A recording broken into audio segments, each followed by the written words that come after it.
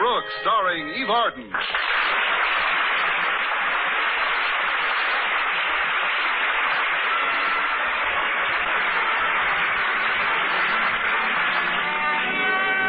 Well, over the years, our Miss Brooks, who teaches English at Madison High, has had more than her share of difficulties with her principal, Mr. Conklin. Recently, however, their relations have improved. Yes, my uncle and aunt feel a lot better. Actually, things have been a bit smoother between Mr. Conklin and me. In fact, when I suggested the plan I had heard about to supplement our teaching with movies, Mr. Conklin gave me the money to try it out. So until last week, when the great experiment was to take place in one of my classes, everything was going splendidly. And in more ways than one. Because Thursday morning, Mr. Boynton was over at my house for breakfast. My landlady was attending an early club meeting, so there were just the two of us. I could sense that Mr. Boynton felt the warm, romantic implications of this domestic scene, because his voice seemed choked with emotion when he said, I wonder how long Joe Palooka will be champ. I haven't the slightest idea. Why don't you ask little Abner? Little Abner? He's been staring at me from the other side of that newspaper for the past 10 minutes. Oh, pardon me, Miss Brooks. Reading the paper was rather rude, I guess. It's just that I feel so at home here, I didn't think you'd mind. Oh, I really don't, Mr. Boynton. That's just the way I want you to feel. Good. Oh, I haven't had this sort of breakfast since I was home with Mother.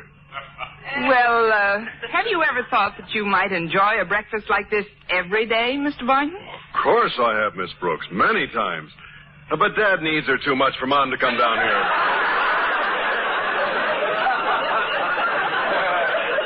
That isn't quite what I had in mind. How's your latest project at school working out, Miss Brooks? I don't know yet, Mr. Boynton. The first film, The Lady of the Lake, was shown to my English class yesterday. You don't know how it worked out? No, I had to do something for Mr. Conklin during that hour, so I let the kids run the picture themselves. We'll know how it was received when Walter Denton picks us up in a few minutes. Well, films can be a big help to all teachers. While other schools have been showing movies in their classrooms for years.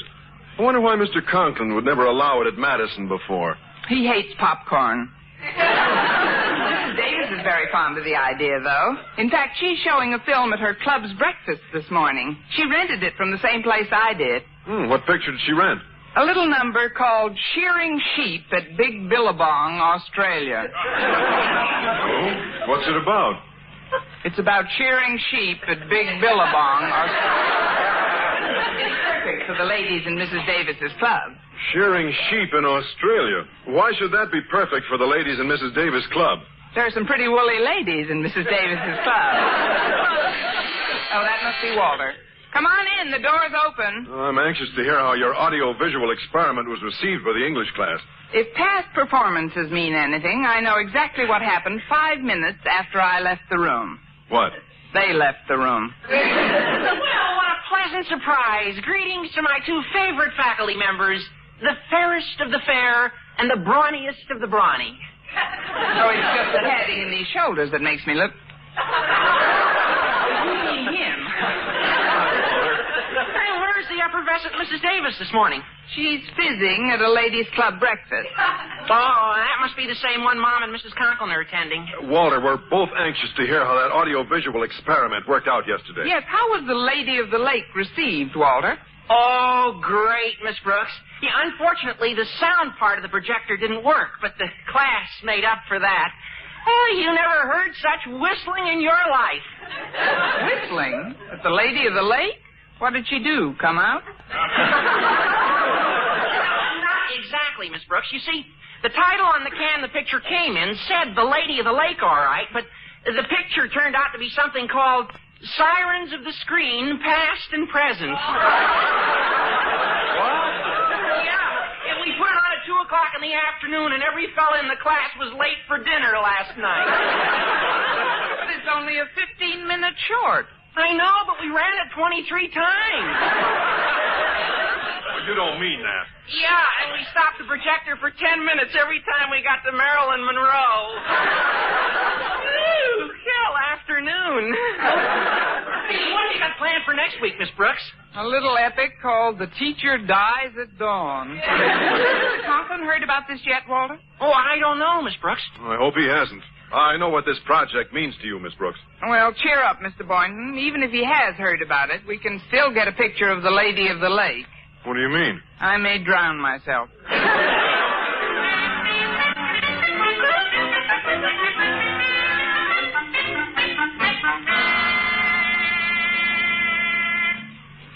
Now, if you'll be seated, Miss Brooks, I'll come directly to the point. Yes, sir.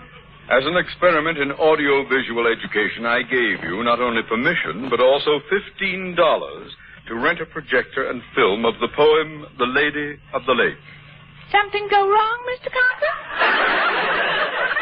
Miss Brooks, when I did so, I had no idea that the Lady of the Lake would turn out to be Marilyn Monroe. Either. Esther Williams would have been much more appropriate. I can explain this, Mr. Explain? Explain this, then. When you wanted this film, you told me it was Sir Walter Scott's poem, presented against a background of Scottish sea. But, sir... The only Scotch in that entire picture was in a glass in Peter Barrer's hand. Then you've run the picture, Mr. Conklin. 5 times, Miss Brooks. I ran it through a few times to convince myself that what I was seeing was true. Sirens of the screen, indeed. I've already heard from Mr. Stone this morning, and he was furious. It seems that 5 parents have already complained to him about it. He blames the whole thing on me. But why you, sir? It was my idea. I know, but I took credit for it. Mr. Conklin, this is a mistake on the part of the company. Institutional pictures. It probably won't happen again in another 10 years. We're all entitled to one mistake, aren't we? Sometimes when I think of you, Miss Brooks, that is the only thing that keeps me going. But I told Mr. Stone it was all a mistake, and I also told him we had another film in case he wanted to reassure himself on the subject matter of the pictures we're showing. But, sir, we haven't another picture. And including the projector, they cost $15 to rent. That is your problem, Miss Brooks. You got us into this thing, and you are going to get us out of it. In any event, Mr. Stone said he wouldn't bother to come over unless there are further complaints. However, if there are, he said heads would roll. Osgood Conklin, principal speaking. Who? Yes, she's right here now. It's for you, Miss Brooks. For me, sir? Hello? Hello, Connie. This is Mrs. Davis. Oh, hello, Mrs. Davis. I just called to tell you how the picture I showed at the Ladies' Club breakfast turned out.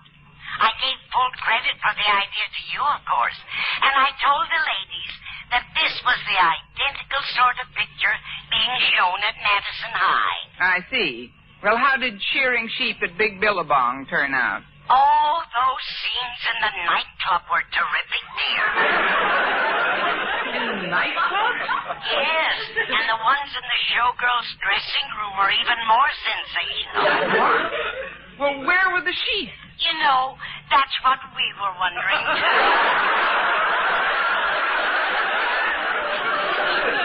I ran the picture through 3 times trying to find them. But it was all about a chorus girl.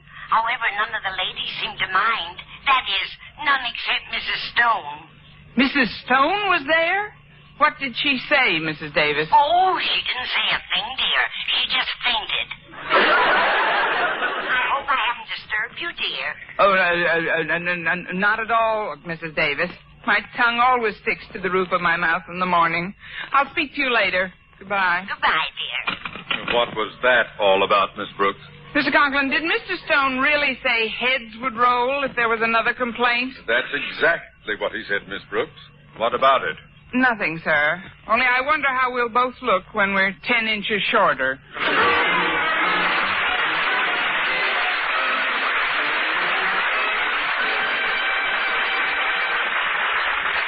I told Mr. Boynton about my predicament in the school cafeteria at lunchtime. Let's see if I've got it straight, Miss Brooks.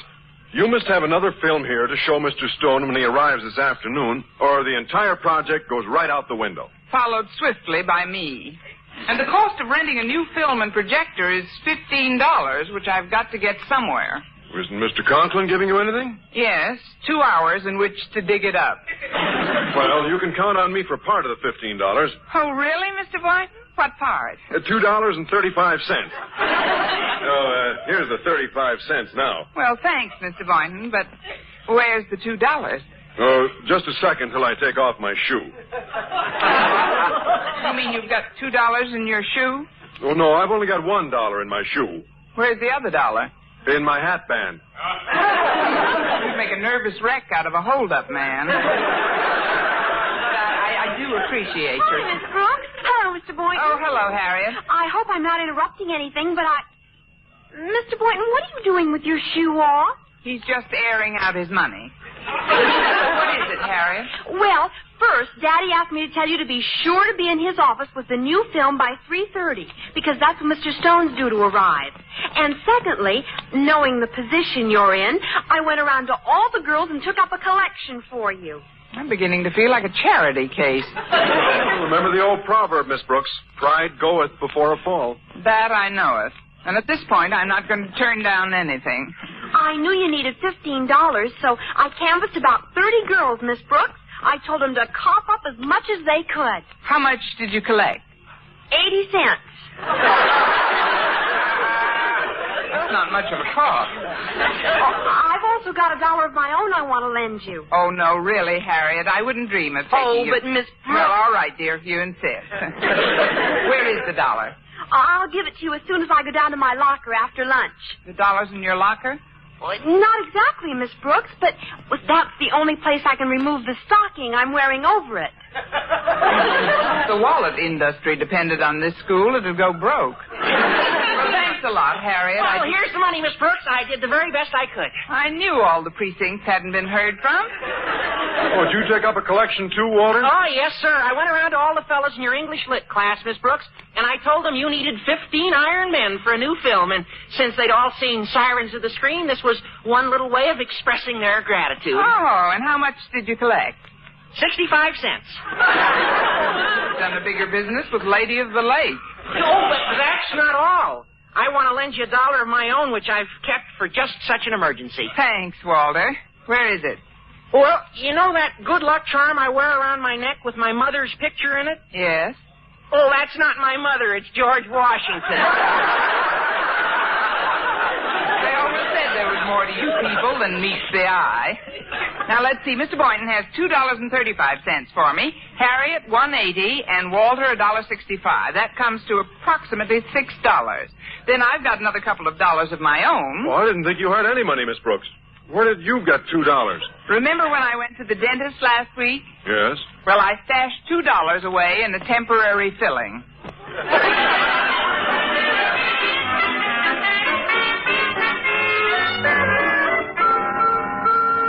Oh, I'm dreadfully sorry, Miss Brooks, but Institutional Pictures can't accept $8 on a projector and film which rents for $15. But, Mr. Gibson, it was your mistake in the first place. You sent us Sirens of the Screen, past and present, when I'd ordered The Lady of the Lake from your salesman. I think his name was Blake. Oh, yes. We've had nothing but trouble with that man. Our manager wouldn't raise his salary, so out of sheer spite, he switched any number of films on us before he quit. I'd like to help you, but we have a strict 24-hour ruling, and you've had your film for several days. You'll just have to tell your organization. What is it, by the way? A ladies' club? Social service group? Union? I teach at Madison High School. What? Why, our biggest rental is to schools. You showed Sirens of the Screen to a high school class? With a 10-minute stopover at Marilyn Monroe. You look like a very fair-minded person. I'll tell you what I'll do. You keep the $8 now that you have the new film and projector for nothing. Well... I'll make it 4 films for nothing. Well... Forget about the rentals entirely. I'll give you a year's supply of films free if you'll get your school to forget this incident. Well... And I'll throw in $10 for yourself. Well, Miss Brooks, aren't you going to answer me? I'm doing good enough with well.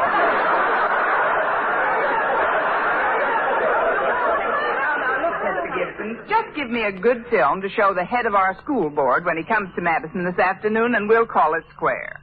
Oh, You're the salt of the earth. I have just the thing for the occasion. The Board of Education at Work. Don't you think it's perfect? I suppose so, if you like fantasy.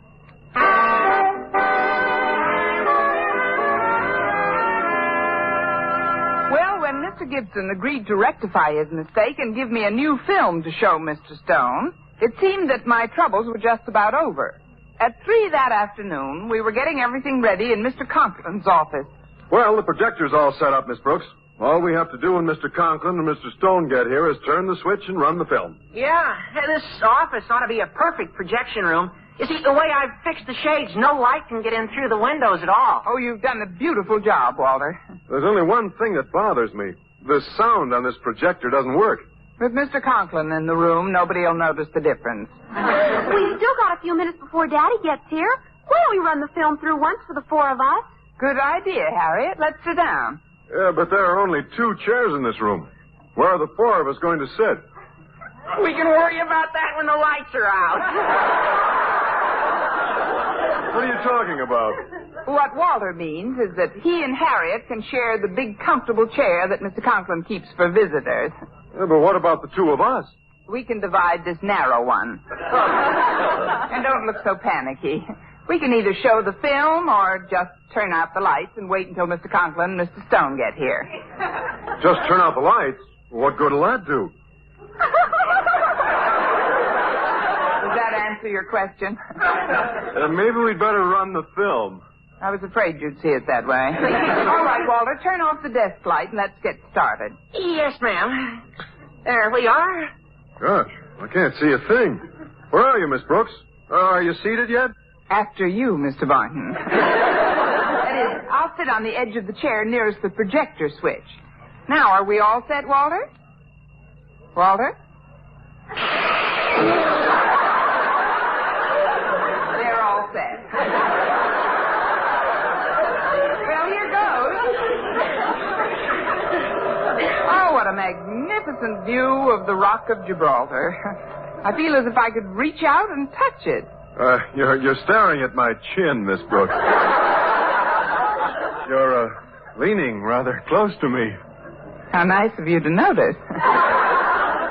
Well, we've missed the title, but we know it's about the Board of Education at Work. Oh, look at that sign by the side of the road. It says you are now entering Las Vegas, Nevada. Oh, it's probably all about the Las Vegas Board of Education.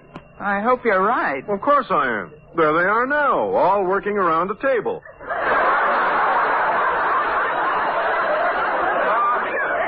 They certainly are. A dice table. Mr. Boynton, this is a picture about gambling. There's been another terrible mistake. Turn off the projector at once, Miss Brooks. Well, I'm trying to. This switch is stuck. Pull the plug out of the wall. I don't know where the wall plug is with the lights off. Walter, turn on the desk lamp so Mr. Boynton can find the plug. Walter. Walter, do you hear me?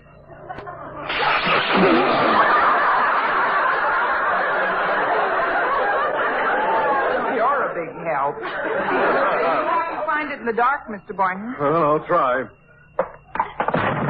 Oh, good. You found it. What on earth is going on in here? Mr. Conklin. Oh, just a moment, sir. I'll turn on the light. No, never mind the lights, Miss Brooks. Since you've apparently started your new film, The Board of Education at Work, I'd like to have a look at it before Mr. Stone gets here. Here. Sit in my chair, sir. Oh, where will you sit? I'll stand in front of the screen. It isn't a very good picture, Mr. Conklin. Stop babbling, please. I'll just settle myself in this comfortable chair on the other side of the projector. Here we are. Look at! Something speared me. You just got on my knees, Daddy, and you're a little heavy. Harriet, what are you talking about? I doubt if I can hold the both of you.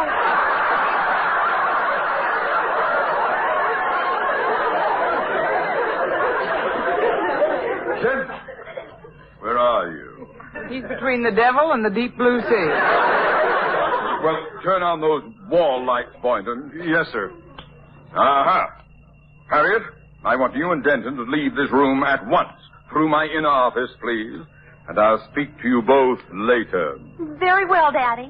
Mr. Conklin, appearances are very often deceiving, and I want you to know that Harriet was in no way responsible for what happened. I'll take the full blame, sir. It was all my fault, and I insist that you let me accept the entire responsibility for this whole... Oh, blow!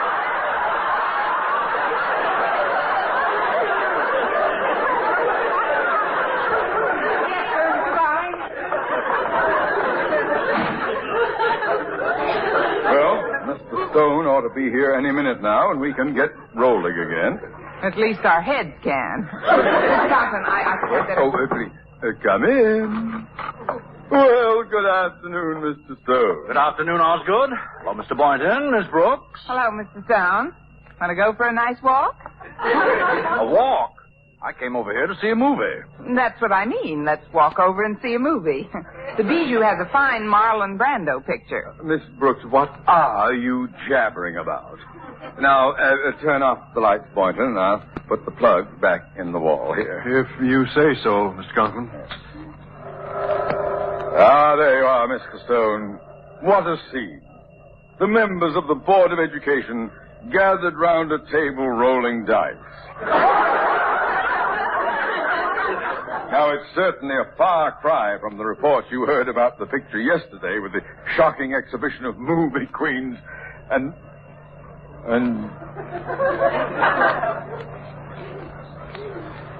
Miss Brooks? Why are the members of the board rolling dice?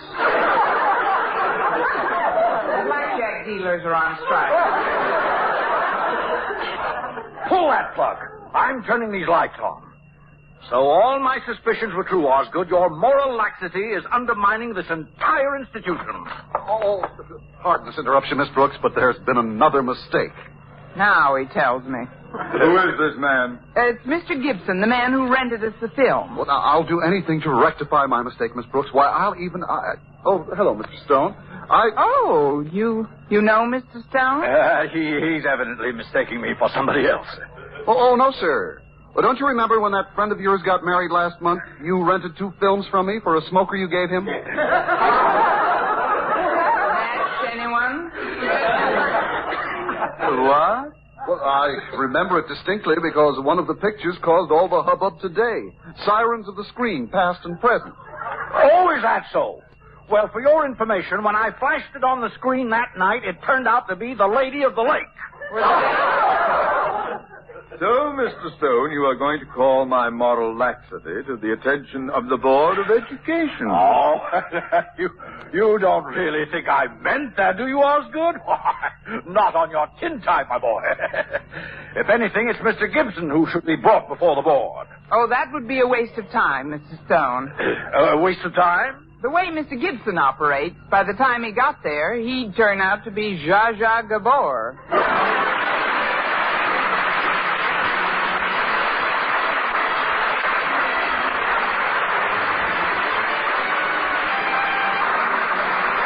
Brooks, starring Eve Arden, Frank Clark, was produced and directed by Larry Byrne, written by Arthur Olsberg and Al Lewis, with the music of Lud Gluskin. Mr. Conklin was played by Gale Gordon. Others in tonight's cast were Jane Morgan, Dick Crenna, Bob Rockwell, Gloria McMillan, Joseph Kearns, and Joel Samuel.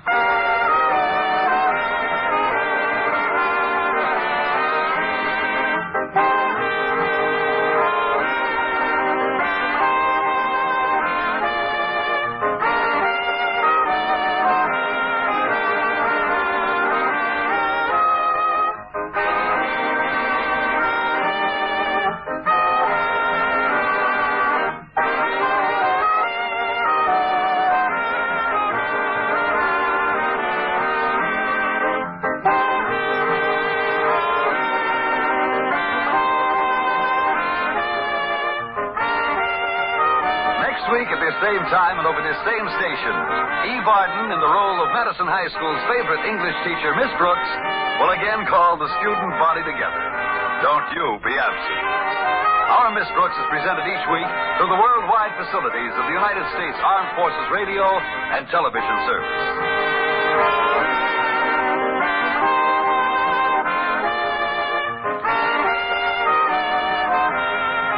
This is the American Forces Network, Europe.